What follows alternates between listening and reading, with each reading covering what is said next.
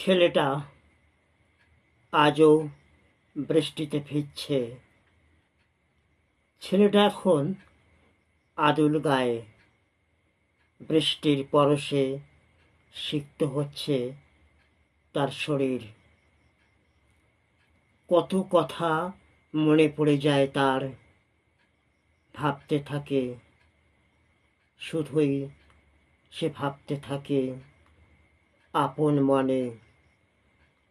চোখের কোণে অশ্রুফোঁটা মুছে যায় বৃষ্টির ভালোবাসায়। ছেলেটা এখন সেই ছেলেটা নেই, এখন সে অনেক বড়, এখন সে মস্ত পুরুষ। জীবনের দায়িত্ব নিতে নিতে এখন সে মাঝবয়সী। ছেলেটা আজও বৃষ্টিতে ভিজছে। সেই মাঠ, সেই পুরানো স্মৃতি, সেই বটবৃক্ষ, সব কিছু মনে পড়ে যায় তার। ধরা দেয় স্মৃতির জানালায়। ছেলেটা আজও অপেক্ষায় থাকে, হয়তো কোনো দিন ফিরবে দীপশিখা, হয়তো সে বৃষ্টি ভেজা কোনো দুপুরে হাতে হাত রাখবে তার।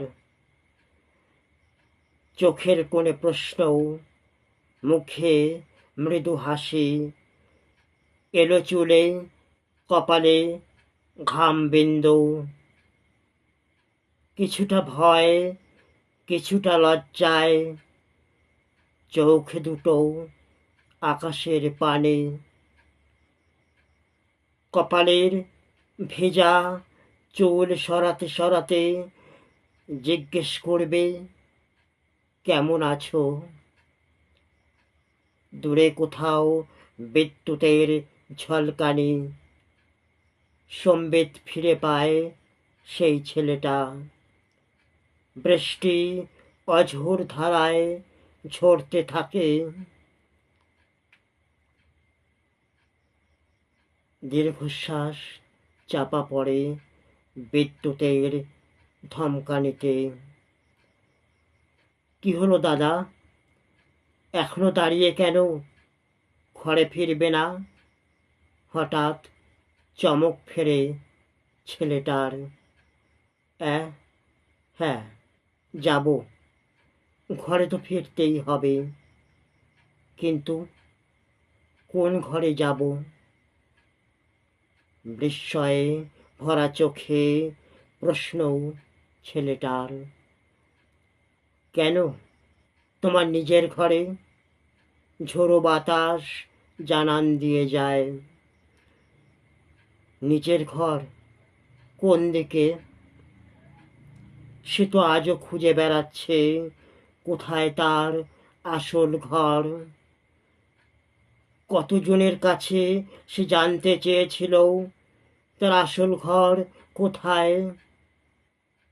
কত বছর হয়ে গেল, ছেলেটির প্রশ্নের উত্তর কেউ দিতে পারেনি।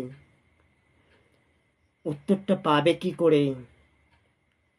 ছেলেটা আসলে তার প্রশ্নটাই কেউ শুনতে পায়নি কোনো দিন। কারণ ওদের কথা কেউ শুনতে পায় না। জীবিতরা কখনো ওদের ভাষা বুঝতে পারে না। সেই পুরানো বটবৃক্ষ আজও বৃষ্টিতে ভিজছে।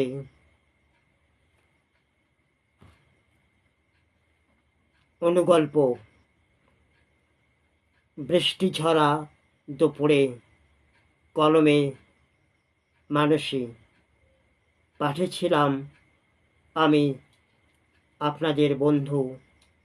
এতক্ষণ সময় দেওয়ার জন্য অজস্র ধন্যবাদ। আবার দেখা হবে।